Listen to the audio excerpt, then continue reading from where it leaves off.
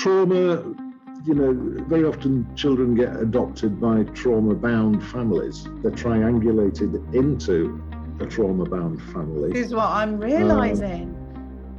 To solve, as it were, the trauma problem, you know, so look at us, what nice people we are. We've suddenly found a kind of kudos, respectability and all the rest of it for being such wonderful people. But of course that the novelty wears off. It's like most relationships. You know, there is a honeymoon period in adoption and then there's a pretty dark patch.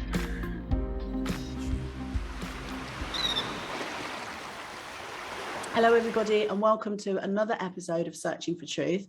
It is my absolute pleasure to have my guest with me today, Steve Price. Hello, Steve. Hello. Hi. Hello, Steve. So thank you for agreeing to come on to talk to me. So I just want to do a little bit of an introduction to everybody that's listening or watching this so that they understand why I'm really quite excited about having you here. I think it was about, I don't know if you can confirm when it was that we first met, Steve. For me, it feels about 2 months ago, but time's just going so quick. It could have been different to that. Anyway.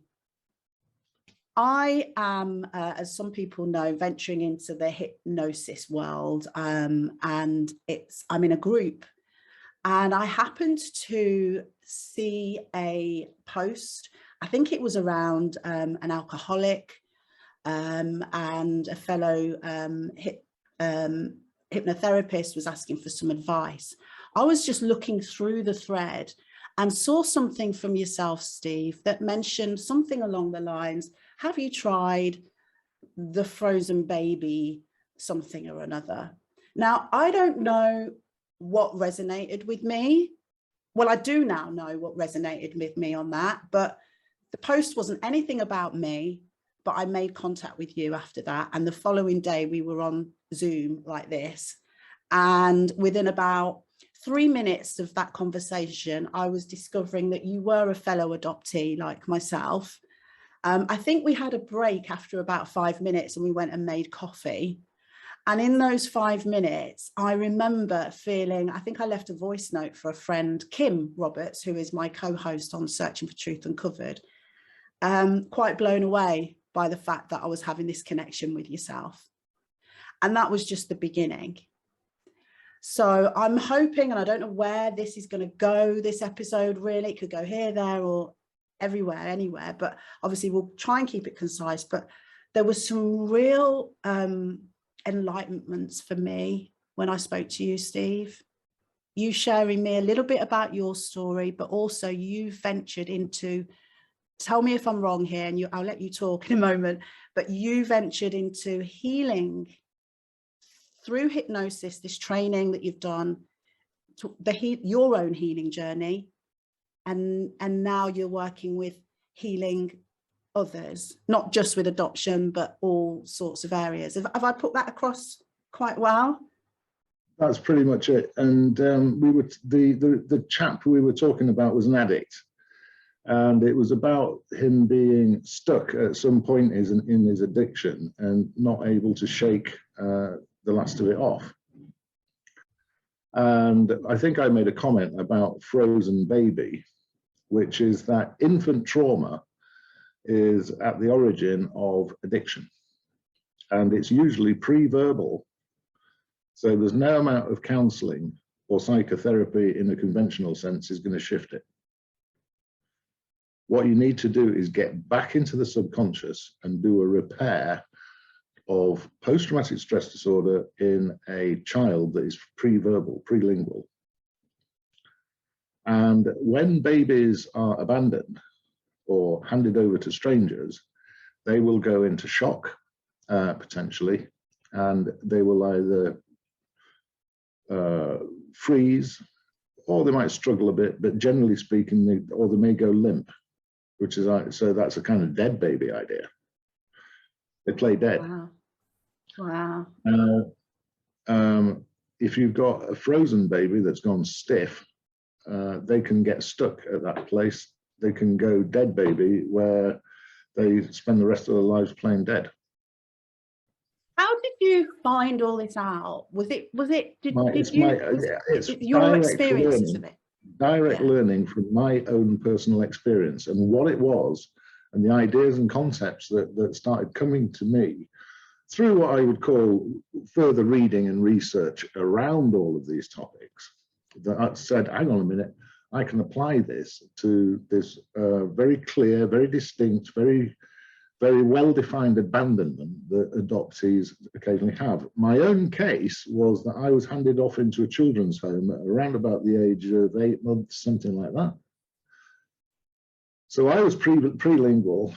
I'd got an established relationship with my birth mother, which was then severed abruptly when I was handed off into the care and custody of the Church of England. That is the Church of England Children's Society. And then I was kind of taken out by 2 or 3 families before I was eventually adopted by my current adopted family. So my earlier memories, or earliest memories, are of that children's home, and then, you know, being adopted out, by the people that adopted me. So it was a very classic coerced loss of a baby. It was shame, it was guilt, it was about somebody who'd become pregnant outside marriage. And in 1963, this was not a, the world was not a kind place to unmarried mothers. But there were so many. I mean, there were so many. There were lots and lots of people found themselves in that situation, and the church and what you might call do-gooders and various other agents would aim to then take the baby away from that particular mother and place it for adoption in what was then known as the baby scoop era. So there was a marketplace then of other sort of middle-class families who were willing to adopt for their own reasons. And what I do tend to find, of course, is that every single story is unique. But there are 1 or 2 consistent, generic points of contact and interest in all of these stories that I can help people negotiate this primal wound. So, the primal wound is not something you have to suffer from or live with forever.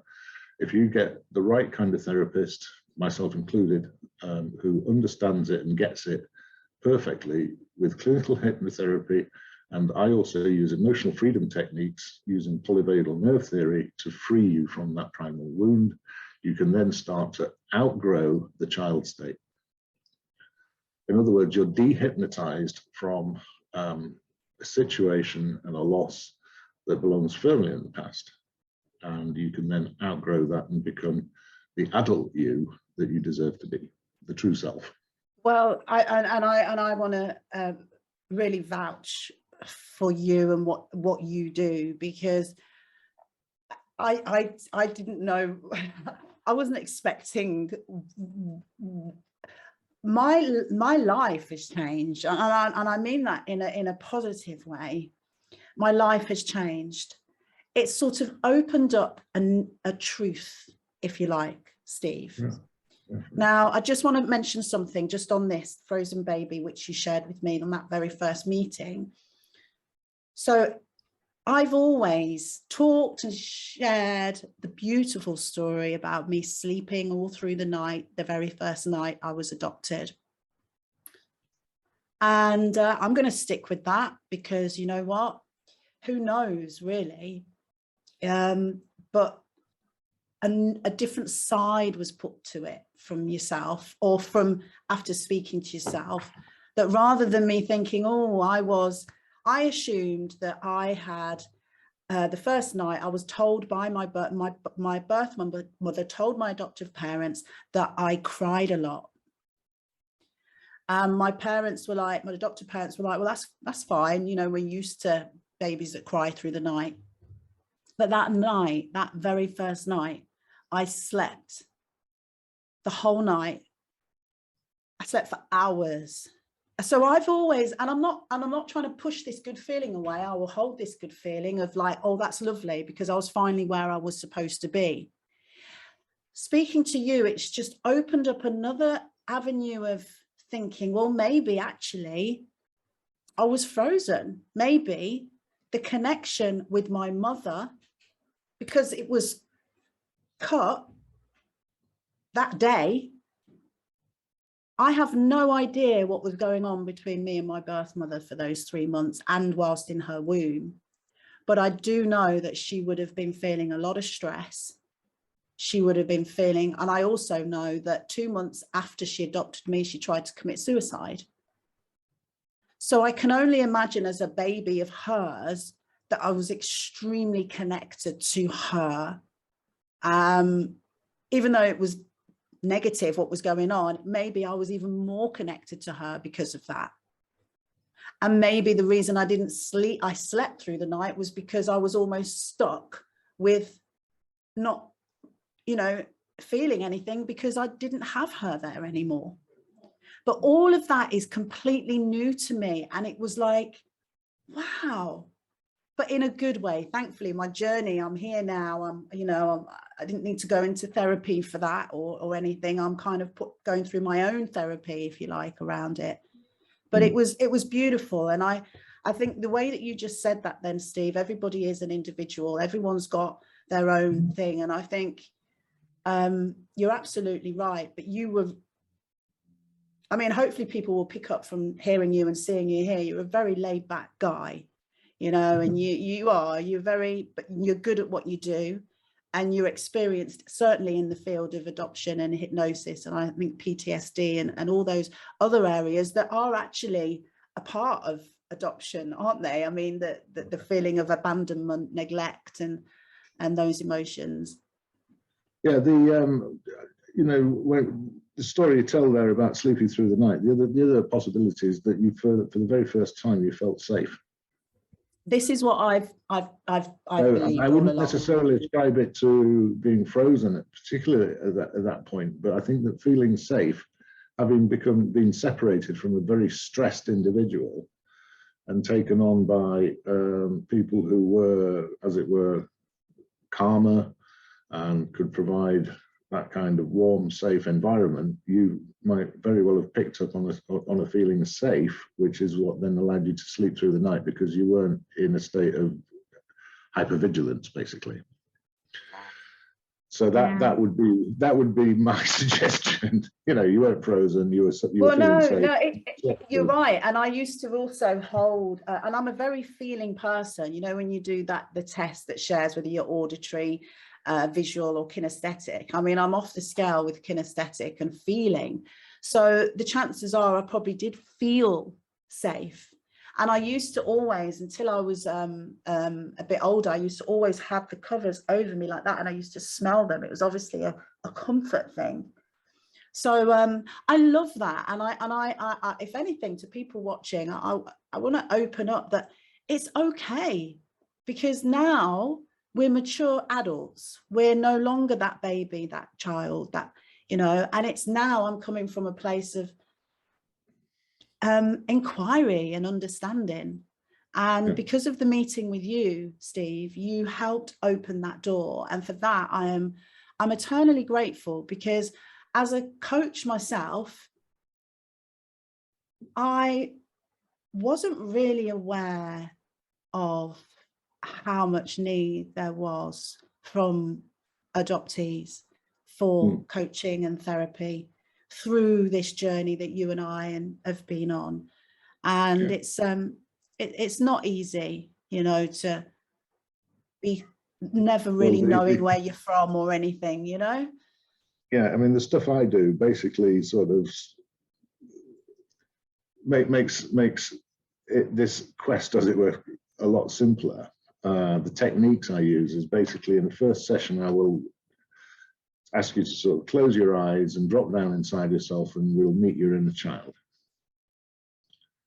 And you're able then to give your inner child a big hug. They didn't think they were going to see you again, and now you've been reunited. And then we'll go and find your inner baby, together, you and your inner child, and we actually climb inside that baby and bring that baby back to life. That experience of bringing the baby back to life is where we unfreeze the baby. When we first find the baby, we could say, do you know what, this baby is so still it could even be dead. But we climb back inside, we warm baby up, and then baby starts to feel and experience a new sense of feeling alive.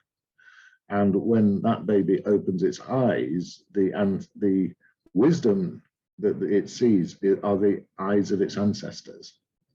So you're reconnecting to psycho-emotional nutrition, which correctly belongs to your own DNA.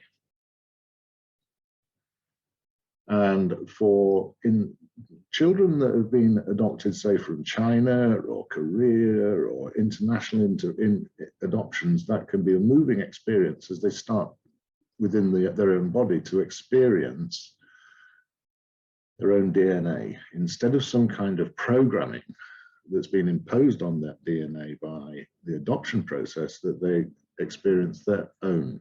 And that can have important health implications later on in life, with things like fertility and somatic illness.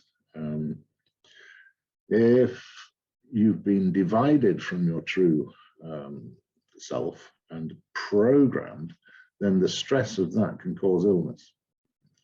So getting back into the true you has, wonderful consequences in terms of, not suffering from sort of age-related illnesses like, stress, ulcers, heart conditions, and the rest of it. And it makes it a lot easier to give up on any addictions because you're not self-medicating. You don't need to. You can do the meditation instead of the drugs. Well, that was another thing that I talked to you about, and I think I'd already started understanding this through Gabor Mate and the wisdom of trauma around addiction, because I've always struggled with cigarettes and alcohol, and they were the two substances that I very much started and felt comforted by when I was going through I found out my birth mother was dead, and all sorts of trauma happening. And I found out, again, this is all very recent in the last 6 months, that addiction is like it's slightly more form of a self-medication, and it was used as a form of coping at that time when you really needed it. And I think just knowing that and understanding that for yourself is,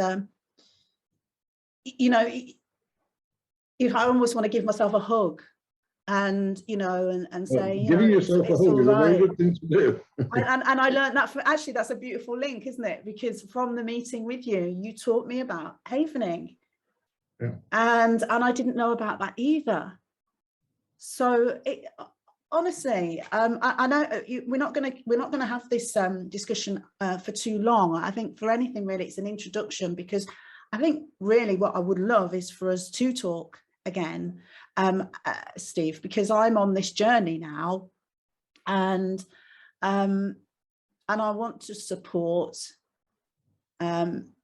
people within this area, and so I'm thankful to you to that, and I think I would like to talk to you more as I go through this journey. What I can say is that my impression is that adoptees amongst themselves and between each other do form something of a family experience, which is I didn't know it. Sorry to interrupt, but I was like, I think that's a big part of this. I wasn't aware of this. And it's a kind of transcendental thing, in the sense that as people recover, they are leaving behind two families that failed them. One, as it were, by accident, and the other by design. Or, there's sins of commission and omission and the rest of it. And what I do is teach those techniques that help to make you psychologically and emotionally and somatically self-sufficient. When I use the word somatically, it's about how your body feels. and you're not carrying stress trauma inside you. You're not carrying your triggers. You're not carrying PTSD anymore. You've released it all, and then you kind of transcend that. So early part of the therapeutic program, we'll do the inner child work, and towards the end, we'll be doing chakra balancing, which is transcendental. And you know, I put 7 white lights inside you, and then I change their colors to the correct colors, and that is mind-blowing. Yeah. Well, yeah, we haven't done that. Oh well, do that sometime. Not now, but yeah, no, and that's another gift through meeting you. Just something I want to discuss that's just kind of playing on my mind a little bit is something, again, it's a new revelation for me. Well, it isn't, because I guess I was in it, but I didn't realize that it was a thing. So strange. Anyway, the whole feeling of, you feel like you should be grateful. You sort of, you and I get this, you know, especially for me, because I was brought up adopted into a foster family. So I was really kind of grateful because I was adopted and they were fostered. But you sort of feel that you should be grateful, you know, regardless how you really feel. You know, you've been saved, haven't you? You've been given a home. You're not in a children's home. You're not, you know, you're not an orphan. This is when we talk about parts. You know, there's a part of me that is very grateful for the fact that I was adopted.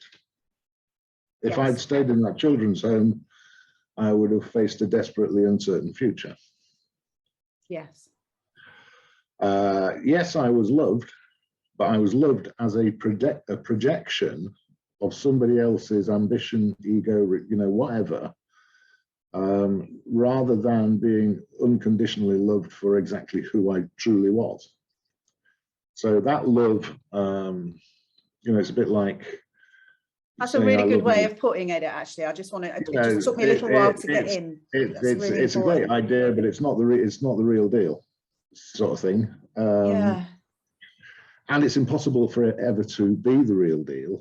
And it's also true that even children who aren't adopted still don't get the love that they need. So suck it up. It's part of the human condition. You know, we all end up having to go through our own existential crisis. It's part of being human. Some people make it, others fail, sadly, because, you know, there isn't good guidance out there to people on how to achieve it. Because it involves a bit of discipline as well as a bit of self-compassion and a bit of, as it were, bringing yourself back to a state of self-forgiveness. And if you're beating yourself up all the time with this acquired voice, it can take time to get rid of that voice. Mm-hmm. And so it is that, yeah, there's a part of me that's grateful for being adopted. I'm not particularly grateful for the abuse that I suffered, you know, within the adoptive family. But hey, I'm a grown up, you know, we've talked about that we'll leave that behind too. About abusers, it's only their way of trying to get love, clumsy at best, possibly anxiety driven, possibly because they had their own issues and blockages and the rest of it. You're just going to have to accept that families are not, you know, they're never clean places. You know, everybody's living far too close to each other. Go to some other kind of form of society. They say it takes a village to raise a child, you know, and you'd probably, you know, the kids leave the house in the morning, you don't see them till, you know, nightfall. Where have you been? Oh, I've been round at auntie's, I've been round at so and so's. You know, you know, once they can walk, they're feral. You know. Well, I went to the monkey. Have you been to in Stoke-on-Trent, the monkey forest? Have you been there? Did you even know there was a monkey forest in Stoke-on-Trent? I've heard of it. Is it Go Ape? I don't know. It's called the monkey forest, and I went just before we left the UK. Yeah. It's like those monkeys. I mean, certainly when I went just after lockdown, it was like, God, these monkeys are freer than all of us. They've got, they've got this huge space. Anyway, the reason I've mentioned that is because a lot of the males had the babies, and there was an agreement that the males would have the babies throughout the day for a period of time without the mothers there. And the point was so that the babies would get accustomed to the rest of the group and the males. And you could see the mom there like that, waiting. She wanted her baby back, but this was the deal. And, the lady that was sort of showing us around was explaining all this. And I was like, wow, they've got it right. That is, I mean, it just makes so much sense. And I mean, it's a whole new podcast with likely someone different to talk about why on earth is this the way it is? Why on earth is it? You called it a baby scoop. I don't know whether it was before we pressed record or after, but you talked about the time that when you were adopted, you called it a baby scoop. There was a sort of a time of when this was quite a. Yeah, I mean, surely it was a kind of social ethnic cleansing. Where and we still see it in places like Romania under Ceausescu. The Romanian orphanages were that society's alternative to abortion, in effect. And it's also been said, I think there's about 100,000 children in orphanages in Ukraine at the moment. I worry about them. I worry about orphans. They're just being transported here, there, and everywhere. And in, as it were, conditions like that, of course, those children are then very vulnerable to being trafficked. Yes. So which is not to say that the church is blameless either. And there have been further instances sort of through history of pseudo-trafficking by church representing bodies, social work, because in certain jurisdictions, adoption and the money package and that sort of thing have led to, as it were, the darker side of human nature coming out. So this vulnerability is also what sits in as part of the adoption story, that you're then potentially susceptible to narcissistic abuse. And I think that, in forgiving my stepfather, the truth is that bringing up somebody else's child at a primal level is difficult in terms of instincts. And so it was that my natural siblings, who were the natural children of my adopted family, tended to be favoured in terms of resources. Hey-ho. But I mean, and now that I'm not suffering from, as it were, trauma, I don't suffer from jealousy. I'm self-sufficient, I can make a living. I think the work that you do, and because of where you are at now, you've had to have gone through that journey of clearing those emotions. And I love the fact that it's sort of part and parcel of how and why you are now doing what you do. Yeah, I mean, trauma, very often children get adopted by trauma-bound families. They're triangulated into a trauma-bound family. This is what I'm realizing. To solve, as it were, the trauma problem, so look at us, what nice people we are. We've suddenly found a kind of kudos, respectability, and all the rest of it for being such wonderful people. But of course, the novelty wears off. It's like most relationships. There is a honeymoon period in adoption, and then there's a pretty dark patch. And then as people, again, this lifetime journey, you might be interested in what was it? Finding Joe, I think it's called. And it talks about how you carry your issues from your parents through life until you reach a point where you're about as far from yourself as you dare to go. And then you find your way back. Well, I'm kind of, that just is absolutely right. I mean, I was blessed. All that you're saying there, I can absolutely, I'll say relate to, because I've seen the immense amount of stories in the last couple of months. For me, I believe I was blessed. I was very, very lucky. But what you've just said there, like, I was in a domestic violent relationship. If it had carried on, no doubt I probably would have wanted to take my own life. What stopped me was finding out that my birth mum took her own life through a domestic violent relationship. I didn't know her other than those 3 months and being in her womb.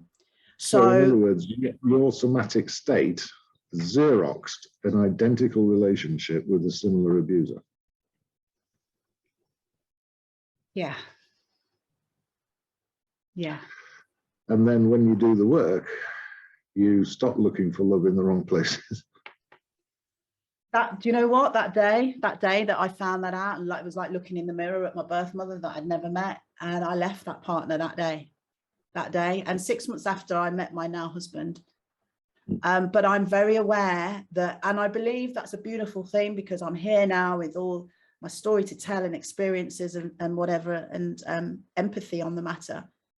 But I was able to get through that journey, start coming back to myself quite a long time ago. But even that's a journey. I mean, that's, a journey in itself. I'm still on that journey.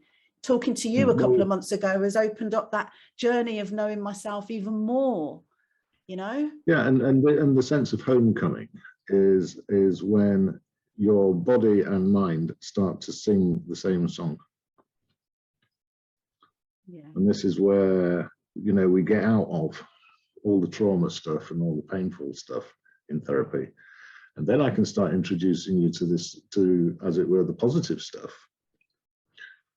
And that has some very interesting consequences in terms of body mind. And it's the Ayurvedic kind of stuff. It's the tantric kind of stuff. It's the yoga kind of stuff, and the third eye awakening, where you dare I say it, enter a state of bliss. I love that.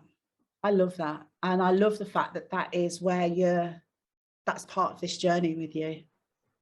Yeah, I love that. Yeah. And for me at least, I mean, I'm still working on my own self, but at least I know the direction of travel, and I know how to use the resources and the technology of clinical hypnotherapy and eye movement de-arousal, self-havening, to get mind-blowing results very quickly. So you don't have to suffer. You don't have to suffer. So smash like and subscribe. Go to my website, check in for some clinical hypnotherapy. It's not expensive. You'll thank me for the rest of your life.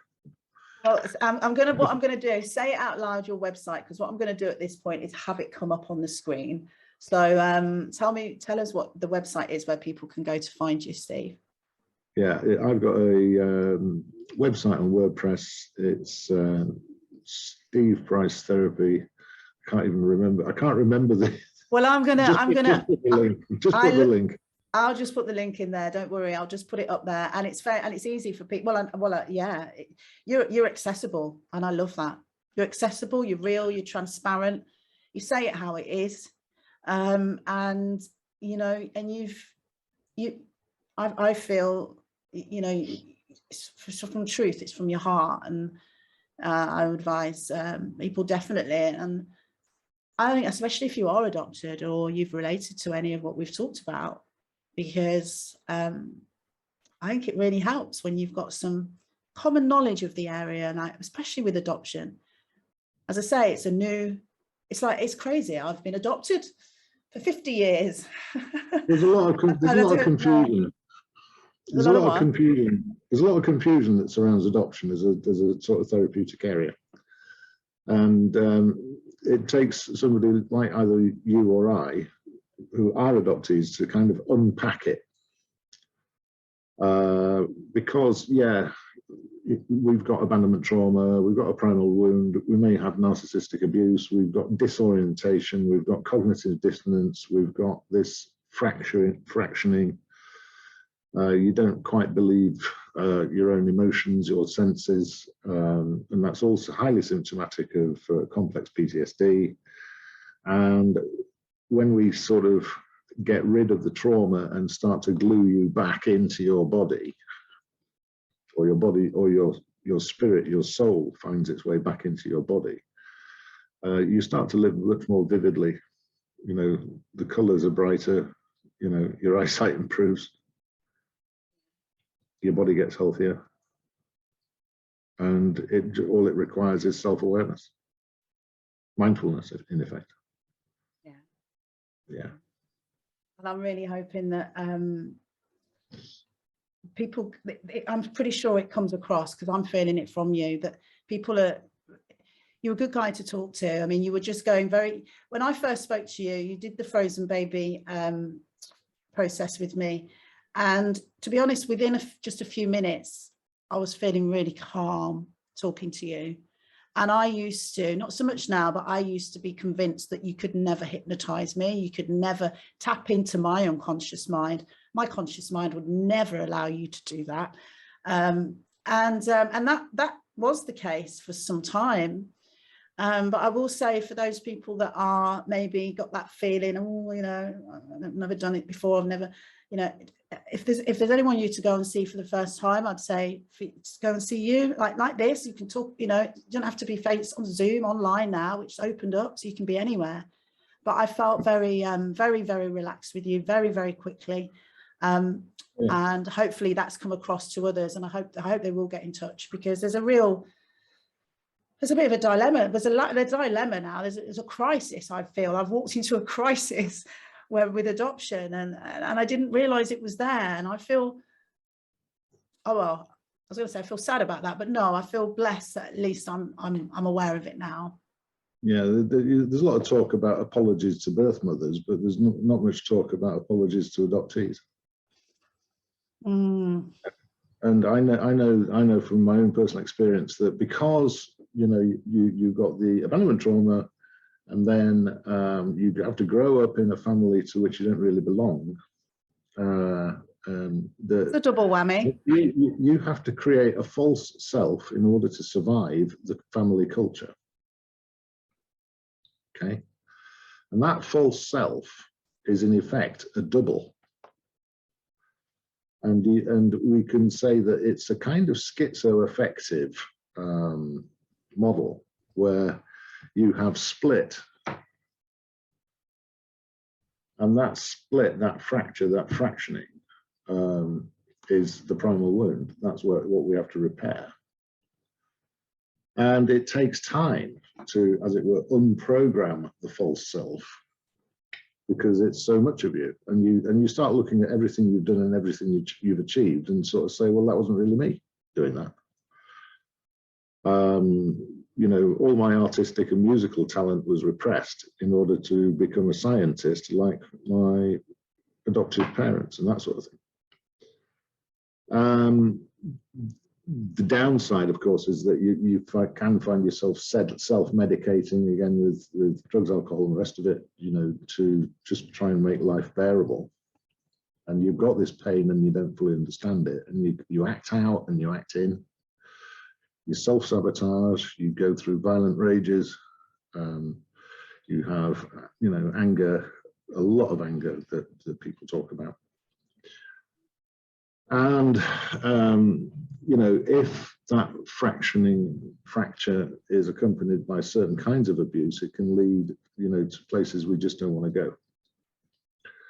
So, and then you might get you're schizophrenic, you've got bipolar disorder, you've got any one of these wonderful diagnoses, have some tablets.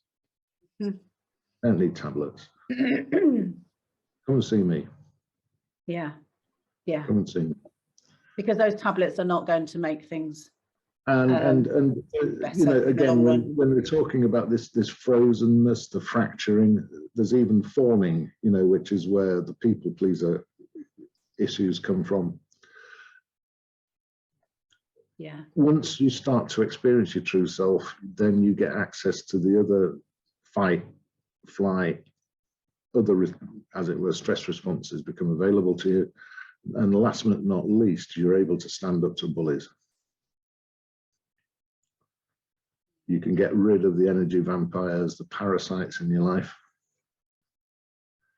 You don't need them anymore. You become self-sufficient. You know, you might go and do a course. And what I say to people who are in bad relationships or bad situations is, I say, well,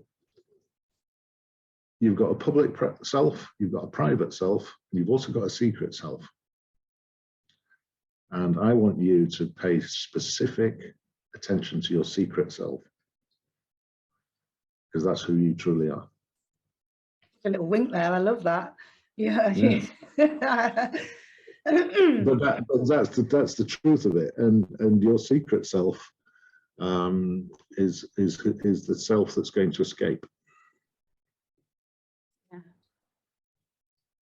You know, you may have to dig an escape tunnel. You may not go over the wall, but leaving a toxic relationship, and for quite a lot of people in 40s and 50s who may feel trapped, you say, right, you're going to be digging a tunnel to escape. You're going to cultivate your secret self. You might go and do, I don't know, a course so that you can get a better job, so you can get out and rent a flat, but you need to leave this abusive partner, or you need to leave a dead marriage, or you need to, you know, if it's sometimes getting partners to therapy is impossible and possibly not even desirable. But you're on your way, and you know, you start focusing on the kind of life you want. You only get one chance. Yeah. And do the work, and you know, have the difficult conversations you might need to have, but you know, you're on your way, and you're setting yourself free. Setting yourself free. Yeah. Getting into the true self. Yeah. And one day, you know, there's plenty of narcissist videos you can go and watch if you wish, but I wouldn't get too bogged down in that because what you really need to be doing is, you know, finding that place, booking that ticket, finding that job, you know. But it's vitally important that you do some of this stuff on your own. Another partner is not going to solve your problem, no matter how desirable they may look. You've got to do it for yourself. Yeah. And just before we close, I just want to get this across as well, because you have, you try and have as least sessions as possible with clients. So, you know, it's not about, you know, having a client for years or anything like that. I mean, tell us how it works on that regard, because I really love the way you work. I do batches of 3 sessions. So on my website, it's called a Spring Clean and Reset. So that if anybody ever looks at your accounts and it says Spring Clean and Reset, it doesn't say, you know, it's a nice innocuous statement on your credit card bill. But within that, there's a start, middle, and end to a particular cycle. So the first one might be in a child. And it's all basically on the same theme: inner child, somatic state, and transcendence. So we take an issue. So it might have been. Let's talk about a non-adoptive client. Let's talk about a car accident. Somebody's got PTSD from a car accident. We'll do the inner child stuff, which makes it safe. To then go and do a rewind technique on the car accident. And then there's the somatic stress work on getting rid of any fear you might have acquired about, getting into a car again. Car accidents are rare. Fear of flying, getting in an aeroplane, even rare, rarer. But people, can get quite twitched going on a flight.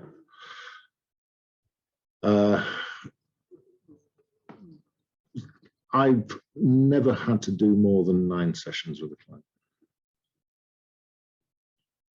And the average is about 4 or 5. Wow, I love that. I love that. And I won't go into prices or anything, but I will say that you it's affordable, which I also love. People, you've made yourself accessible, and I within certainly within that first session soon on, I felt that you were, you genuinely are there to help others through a pain that you've experienced yourself and have an understanding of.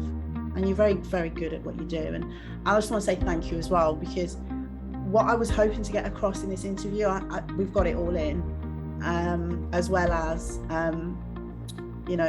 getting really across what you do. And I really hope that, people will reach out to you.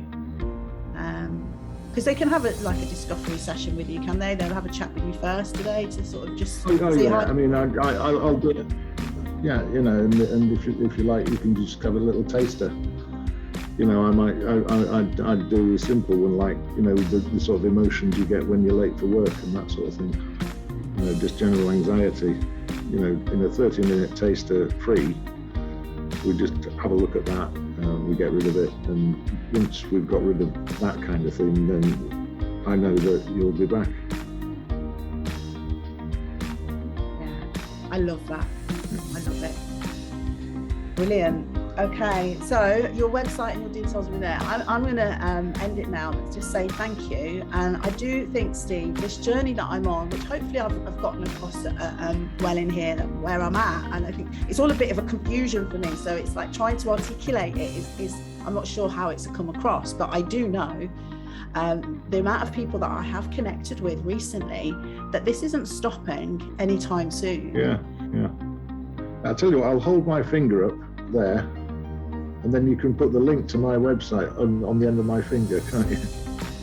I can, yeah. You getting it? I could put subscribe here. You can. Everybody subscribe to Donna. Yeah. Oh, okay. Well, thank you, Steve. Thank you so much for giving me your precious time today. And is there anything else you want to say before I finish the discussion with you today? Just to end it, around what you were talking about? I think that's got it covered. The main thing I will say to you is that regardless of the fact that you may have felt this particular way all your life, doesn't mean you have to feel like that forever. And if you come to the right therapist, you'll be astonished. You'll be astonished by how much better life can be. Beautiful.